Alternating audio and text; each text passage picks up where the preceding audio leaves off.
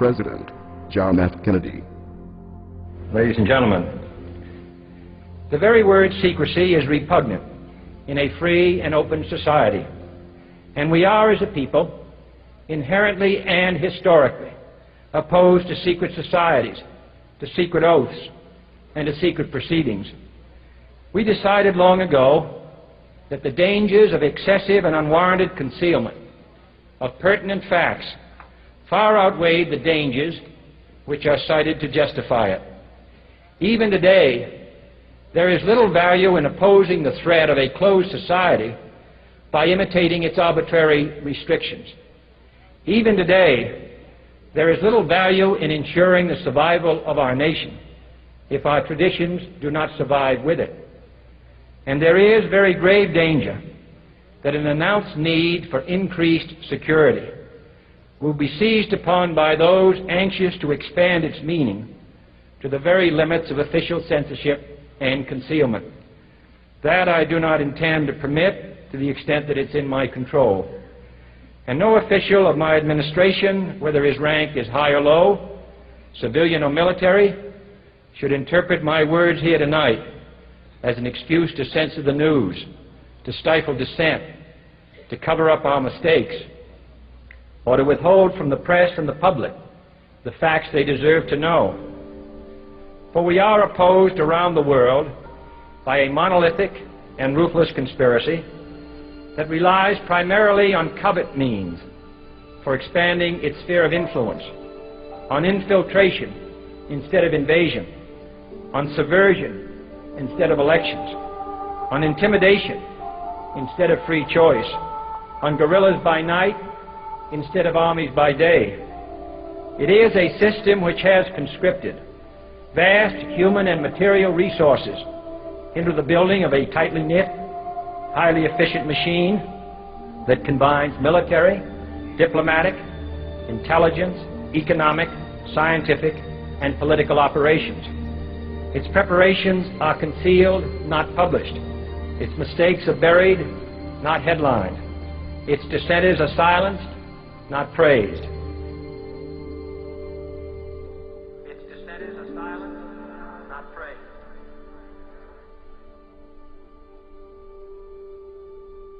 Its dissenters are silenced, not praised. Its dissenters are silenced, not praised. Its dissenters are silenced, not praised. Its dissenters are silenced, not praised. No expenditure is questioned, no rumor is printed, no secret is revealed.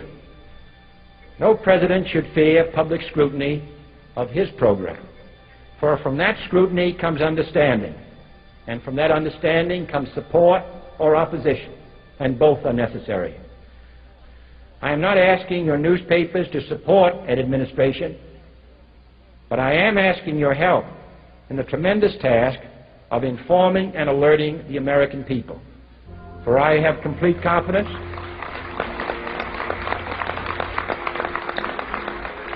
in the response and dedication of our citizens whenever they are fully informed. I not only could not stifle controversy among your readers, I welcome it. This administration intends to be candid about its errors. For as a wise man once said, an error doesn't become a mistake until you refuse to correct it. We intend to accept full responsibility for our errors, and we expect you to point them out when we miss them. Without debate, without criticism, no administration and no country can succeed, and no republic can survive.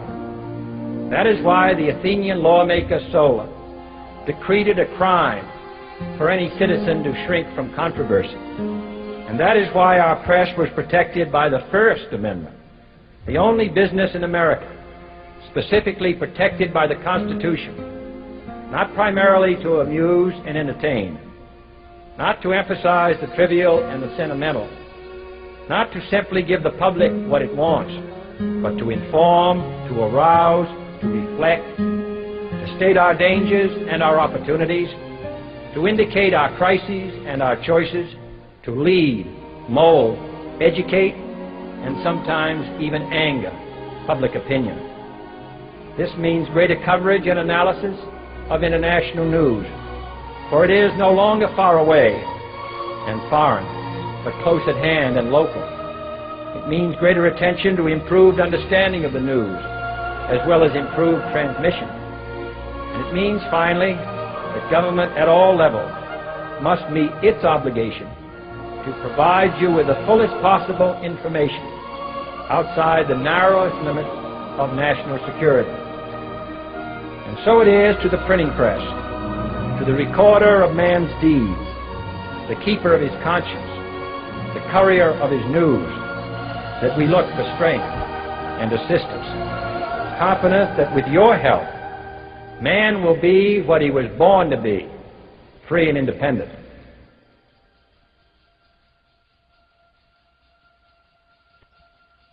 You were both in Skull and Bones, the secret society. It's so secret we can't talk about it. What does that mean for America? The conspiracy theorists are going to go wild. I'm sure they are. I don't know. I haven't seen the web. Number 322. You both were members of Skull and Bones, a secret society at Yale. What does that tell us? Not much, because it's a secret. Is there a secret handshake? Is there a secret code? I wish there were something secret I could manifest. 322, a secret number? There are all kinds of secrets, Tim, but one thing is not a secret. I disagree with this president's direction that he's taking the country. We can do a better job, and I intend to do it. And we'll be watching. Be safe on the campaign trail. John Kerry, thanks for joining us. And we'll be right back. It's good to be back at the Council on Foreign Relations. As Pete mentioned, I've been a member for a long time and was actually a director for some period of time. I never mentioned that when I was campaigning for re-election back home in Wyoming. Senator Clinton, how you doing? I'm good. How are you? Can I ask you a quick question while you sign that? It was reported in June of 2006 you attended a meeting in Ottawa, Canada, the Bilderberg Group. Can you comment on that? What's going on for the Bilderberg meeting, and what do you guys talk about up there? I have no idea what you're talking about. Yeah, you do. It was reported you were up there, and people saw you up there. I just want to know what you guys talk about and meet about up there. Sir, I don't know. Why are they such top-secret meetings? I have no idea what you're talking Your about. husband went to a Bilderberg meeting, too. I'm just wondering. I'm not being rude or anything. No, I just want to know what happens at these meetings. Well, since I wasn't there, I have no idea. Okay, thank you, Senator. Thank you. Howard. There you go. Thank you. Listen, I am a happy member of the Bohemian Grove. I like the folks who come there, and it's really inappropriate for me to talk about the group beyond that. Thank you. Have you been there for the ceremony with the cremation of care? Frankly, I don't think that's something I need to talk to you about.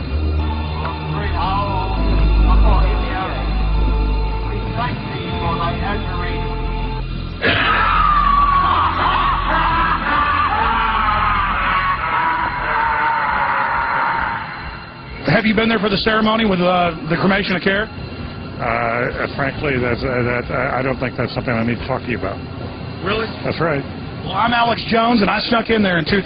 I'm the guy that blew it wide open and got the video. It's been on national TV. Well, I disrespect you for that. You do? I do. But there's a lot of big public officials going in there. Don't we deserve to know? I don't know anything about you, and I don't know anything about your film. But if you go in there with an understanding, you violated that understanding by releasing that film, and I don't respect you for that. Really? Well, we have public officials. I'm sorry. You took an understanding when you went in there that you would not do that film. And did you have an understanding when you went in there? No. Did you crash it? Yes. Yeah, and it has no trespassing signs there too, doesn't it? No, they put those after. Oh, I'm sorry. I'm sorry, sir. I've been there before. I know what the circumstances are, and I'm sorry you violated the understandings. That was not a gentlemanly thing to do. But what about the ritual? Is the ritual gentlemanly?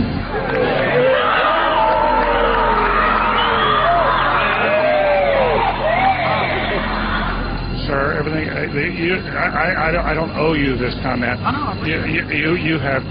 This is what's called ambush journalism, and I disrespect you for that as well. So thank you and goodbye. The ritual? That's none of your damn business. Oh.